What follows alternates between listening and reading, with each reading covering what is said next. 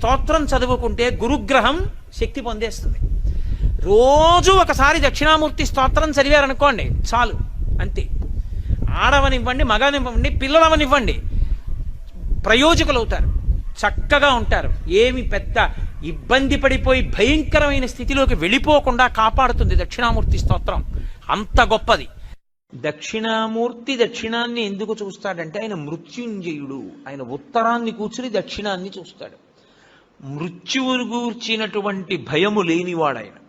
ఆయన పాదములు పట్టుకుంటే మృత్యుభీతి పోతుంది, భయం పోతుంది. అందుకే దక్షిణామూర్తి స్వరూపం అసలు సమస్త ఐశ్వర్యము దగ్గర నుండి, చదువుల దగ్గర నుండి, మోక్షము వరకు దక్షిణామూర్తి ఇవ్వలేనటువంటిది లోకమునందు లేనే లేదు.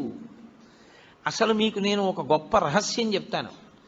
ఇంట్లో అందమైన దక్షిణామూర్తి విగ్రహం ఉండి, విగ్రహం అంటే ఫోటో కనీసం ఉండి, పిల్లలు కాసేపు దాని వంక చూడడం అలవాటైతే మీరు చూడండి, నేను యథార్థం చెప్తున్న, పెద్దలు నిర్ణయం చేసింది.